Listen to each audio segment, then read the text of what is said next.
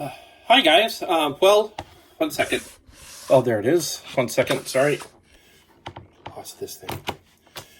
All right, so welcome back to another one of these very lovely videos. It's a little after 11 on Thursday night. I've been up since 6. Been doing homework all day. I've been translating stuff, been writing stuff, translated 2 poems, did some research. Remember the proposal project that you guys have to do? I just turned in one. It's for my final project in my translation class. And I turned in a proposal project yesterday, so we're all in the same boat. It's good to get used to doing proposal projects. I can't speak for any other majors except for English and philosophy. In those 2 majors, you have to do proposals for your final papers typically. And I know in some of the other humanities it's the same way, and I'm pretty sure in some of the other upper division classes you have to do proposals too. So that's why I did it. I want you guys to get used to doing these. All right, so, and important first step. Okay, I got lots of emails today and yesterday about people who couldn't open the videos on YouTube. So first thing, clear your cache and cookies. Everything we're doing is browser based. Okay, that means we're using Google Chrome or whatever, 25 different browsers that are out there. I personally recommend Chrome. I don't recommend any of the others, especially I don't recommend Safari, and I don't recommend whatever Microsoft Word has right now, Exploder or whatever it is. Don't use them. They're weak. They fall apart easily. Stick to Chrome. Chrome is good. There are a few others that are good, but you have to be really nerdy to get those to work right. All right. So regarding clearing the cache and cookies, because you're using a browser, that means cache and cookies accumulate on your hard drive, and pretty soon they start to interfere with the operation of your browser. So because what a cookie is it's a small program that helps web pages load quickly. And what it does is it always remembers the last thing that was in there. But it doesn't forget the old stuff. It tries to go to the last things. Well, as you start accumulating too much, it starts to get difficult to manage for your computer. And so that's why sometimes you'll be getting error messages that you shouldn't be getting. So clear your cache and cookies. I clear mine once a week. I clear mine once a week because I've done tech support. I did it for Ancestry.com, and I did it for... what's that stupid thing? McAfee. I did it for McAfee for too long. Anyway, it was a part-time job. Both of them were part-time jobs, but they were just miserable because it was a phone job. Those are terrible. So anyways, do that. Keep in mind this applies also to your iPads, your cell phones, your laptops, and your desktop computers. If you don't do that, they'll spaz out. Okay, so what's in this video? An important tip, double entry journals, keywords, or rather keyword, expectations, reliable sources, policy changes, and delays. And remember what I told you. If you don't remember, my computer is right over there, but it doesn't have a camera. However, I just bought something, and I'm going to learn how to use it. I just bought one of these things, and I'm going to try to set up a deal. Okay. And then, so double entry journals. What, did I repeat everything over there? Whatever. So double keyword, policy changes, and delays. Read it. Double entry journals. Like the annotated bibliographies, double entry journals are a way to support your research. Basically, a double entry journal is a table that helps you organize your quotations. I've always used them. I used them when I was a physics major back in the 1990s, and then when I started again in college in 2016 with English, I did it again. It's a database management tool. Managing databases are an important thing. I started doing database management for everything I've done since I was in the Army. Gosh, since 1986 and on. So, but database managers are really simple. You don't have to have anything complex. And so I use Google. For you guys, I recommend Google Docs. Your project is really small. For everything else I use Google Sheets. I do love Excel. Excel is probably the only good thing Microsoft ever made except for Notepad. Notepad is the best thing Microsoft ever did. And so Excel is great except for a problem. Once you start accumulating a lot of data within Microsoft Excel, it starts to fail. It's not something that handles massive amounts of data well. And with quotations, you start to accumulate a lot of them, so your research projects will start to fall apart. And the reason for this, Microsoft wants you to move away from Excel as a database manager and then move into one of their other products. And most of their other products are expensive, are memory hogs, are bandwidth hogs, and so, I don't want to deal with it. Google Sheets is fantastic, and I know all the workarounds, so I can put in gigs and gigs and gigs of data in it and do all the stuff I need to. So Google Sheets. However, for what we're doing here, don't do Google Sheets. So what is it? What does a double entry journal look like? It looks like this. It is a table. It's very simple. It's essentially 2 columns. Across the top, you have a single column. Then you have these. Now, I taught it last semester, and I've made some changes. I even changed how I do it. My personal method for doing double entry journals.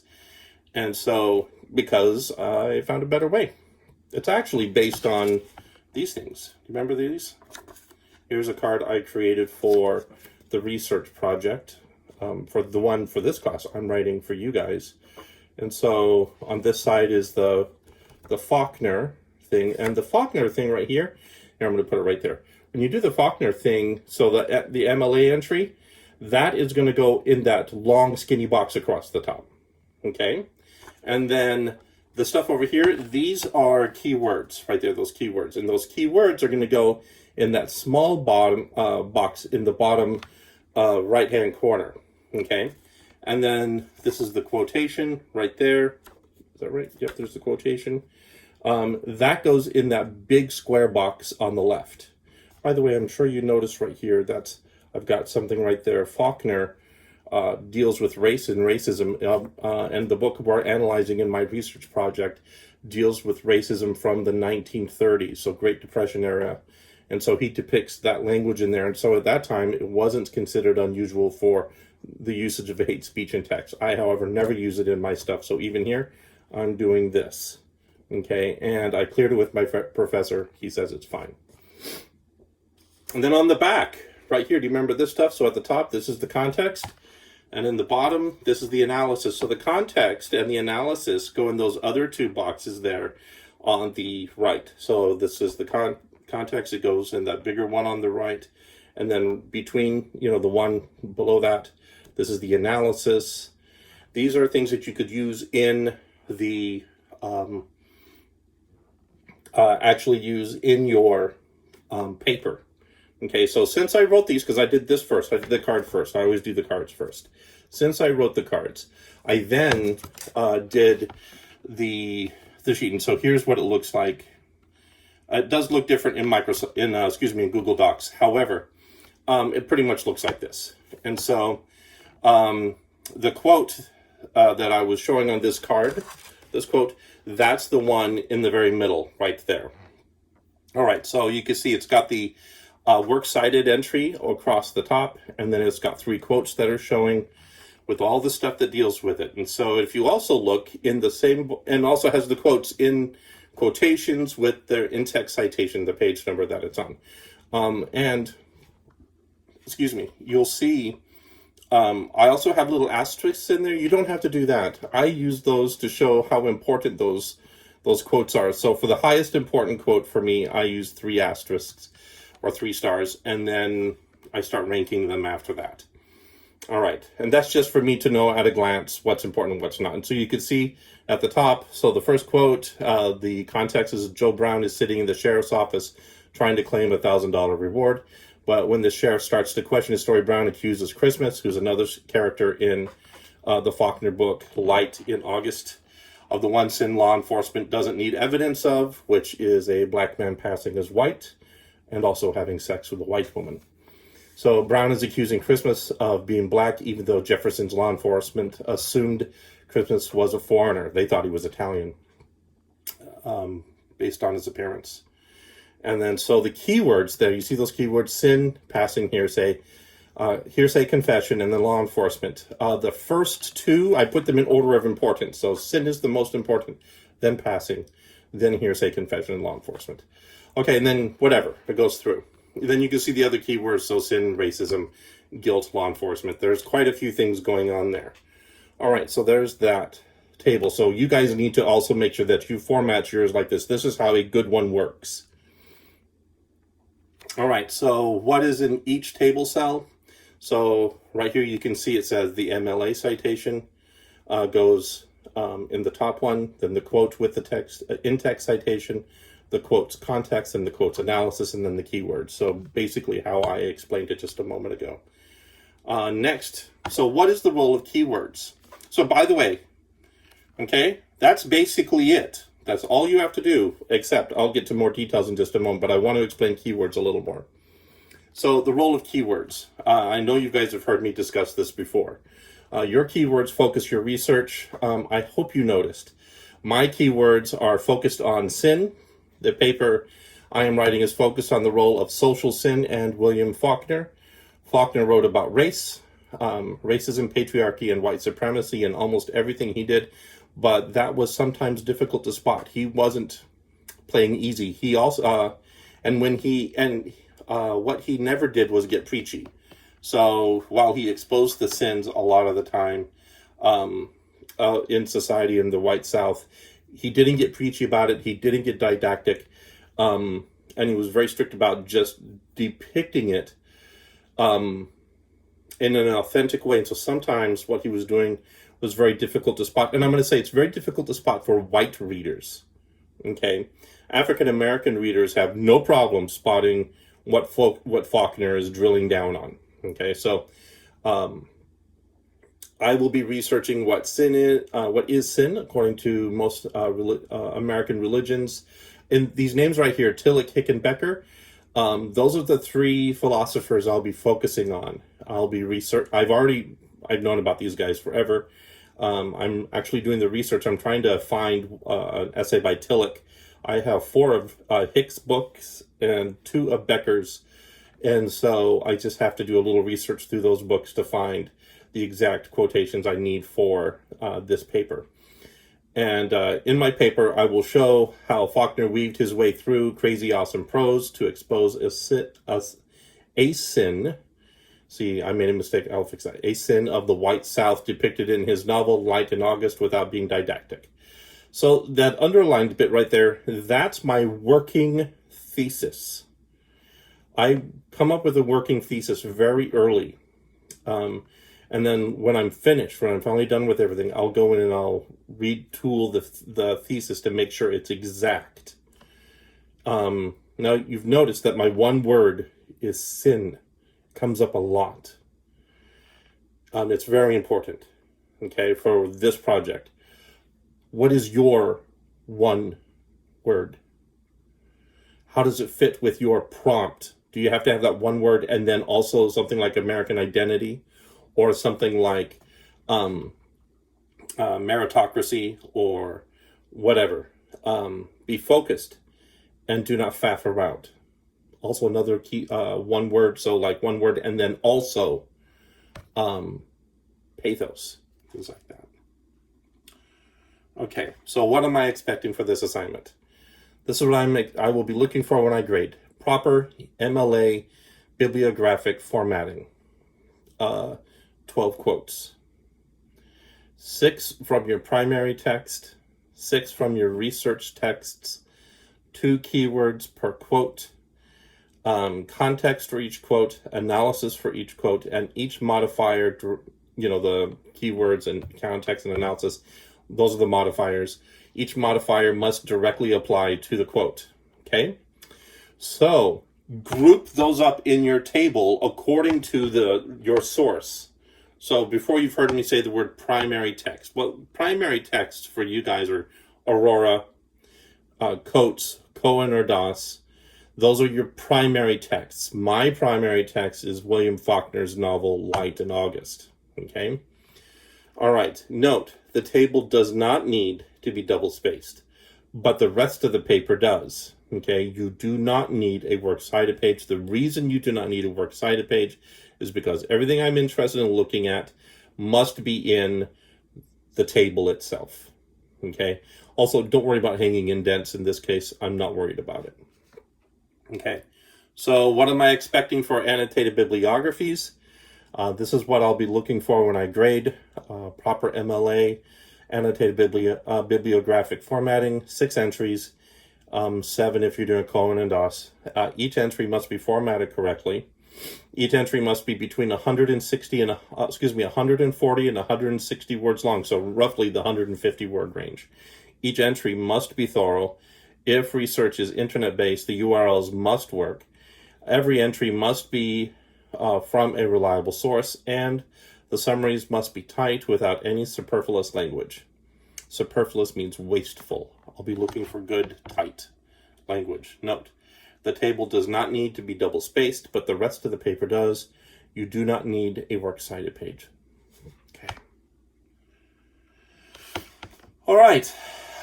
This is a graph that one of my old professors used to hand out to every class he taught, and he mostly taught first year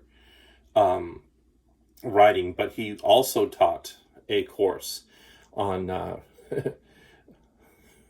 the Bible as literature. I shouldn't laugh. It's a great class. He's a brilliant teacher, but he always did it from the perspective of mystics and crazy people. So it was just hilarious. It's a funny class. But what he did with this is that he was showing people what are good sources and what are bad sources. Remember, I told you guys to stay away from politics and make sure to have quality sources from just your magazines and news sources, right? Okay, so do you see in the very middle, there's a gray circle and there's a light green circle. Anything within the light green circle and anything within that gray circle, that's okay. Okay? But if you'll notice, MSNBC, Huffington Post, National Review, Fox News, CNN, USA Today, those are all outside of those bounds. Okay? So you can't use those as sources. You have to choose those other things. Okay? The Guardian, they list the Guardian over there. I would be exceptionally cautious with the Guardian. And Vox. Well, I love Vox actually. But most of those are going to be really good. Those are high quality sources of journalism. Okay? The other stuff, all crap. Okay. So, new policies. We will be online all semester. I don't think we'll ever see each other again. So, and in fact, it looks like all summer we'll be online too. I got an email today explaining that all 3 summer blocks will be online. I get it. Have you been watching the news? It does look pretty grim. When we set out on this journal, I thought we'd be going back to the classroom on the 30th, and obviously that's not the case. And if we went back on the 30th, then I could push you to finish the piddly easy stuff like Launchpads. Yeah, well, what a pain in the can. That's not going to happen. So first, you guys are doing great. I'm very impressed. And like you, I've been dealing with classes as well. One of my classes is meeting online, but I haven't heard anything from any of my other professors. In fact, right before I started filming this, I noticed an email just pop up from one of my professors. I haven't heard from her since before I went to that conference. Nobody has. And so, what the crap? So in the meantime, all I can do is just keep up on deadlines and turning in assignments. One professor, we are meeting online, and we still have to do assignments. The other ones I haven't heard anything from, so it really sucks. So policy changes. I will not be taking attendance. It's just impossible. It's impossible. I will only be using your participation in the surveys and discussions to show you are still participating in class. I might do the occasional quiz on the video content, so be prepared.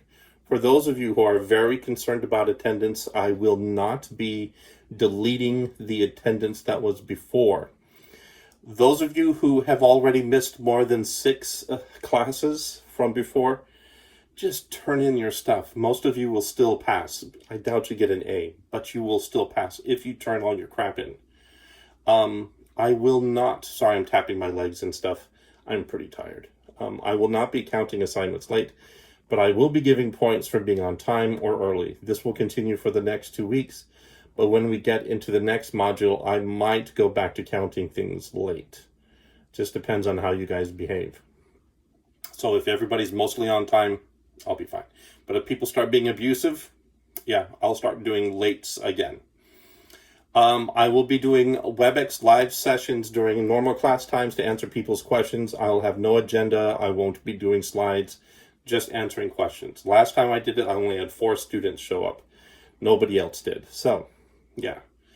I am going to kill off Launchpad, and I've worked out how I'm going to reward the students who did everything, or just whatever. Some people did some. There'll be a way I'll reward it. It'll be basically extra credit that applies on your final paper. And I'm going to get rid of assignments that do not directly deal with your essays. And then, so I've already gotten rid of 2, and I'm about to kill a 3rd one. And since we're not doing peer reviews, that just kills off, 4 assignments right there? So yeah, things are lightening up, though we will still be doing work. Okay, so don't think you're getting off. All discussions and surveys will expire, and I will not score them after the expiration date. So for example, there's a discussion that's on Friday and a survey that's on Friday. You basically have until midnight on Friday to get those done. If you don't get those done, then gone. By the way, if you the place to find those, so like I'm not going to print anymore, type up any more instructions. You guys can just go to the homepage in Canvas, scroll down to where our date is, and then that's where you'll go and click on the link, and it'll take you to things. Next, I am not putting in links from inside Canvas to YouTube. You have to copy the link and post it into YouTube. The reason for that is that it had when I embedded the link before, sometimes Canvas would interfere with some people's performance ability, and that really bothered me. So, and that's because some systems in Canvas don't agree with each other. So I just said, copy the link, put it in your browser, and then you can get to the YouTube video. All right, delays. I met all my homework details, deadlines for this week. Of course, I have more to do, just like you do, but I do plan on finishing off the coach grading tomorrow night and to start the Cohen or DOS stuff over the weekend. In fact, I'm hoping to get to Cohen and DOS tomorrow night as well. I have learned a lot this semester about planning syllabuses and schedules.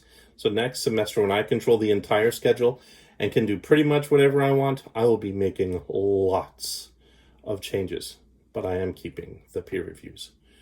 Because my semester is starting to wrap up, I will be getting rid of all the delays with your assignments. Pretty soon all the grading will be done, and it'll be done promptly. I just can't deal with it. I do not want your homework hanging over me when I have final projects to get done and when I have to drive home to Utah. And so what was in this video? There was an important tip. Double entry journals, keywords, or rather keyword expectations, reliable sources, policy changes, and delays. Scroll backwards, watch things again, watch it multiple times. I don't care. None of my videos are monetized. I'm not going to make any money. I don't care about earning money from this. I'm interested in you guys just doing well. If you have questions, you can put those in the comment sections of the videos. I am checking those, or you can just go to the WebEx session when I'm there, or you can send me an email, which many of you guys have been doing, which I find extremely helpful. And then thanks so much for watching another one of these videos. I hope they are helpful. They are hard. Well, they're not hard to do. They're just time consuming. Anyway, I hope you guys have a very pleasant evening. Please wash your hands. Get lots of good sleep. One of the things they're noticing that is exposing younger people to problems with coronavirus, basically catching the COVID-19 and then getting sick, is if you're not getting enough sleep, you're not eating properly, and so that weakens your immune system. Keep in mind, you guys are going to be safer than anybody else, and so, you'll be fine. Don't go to the beach anymore. It's just pissing people off. I mean, I don't personally give a damn, but who knows? Anyway, you guys have fun. I'll see you later. Bye.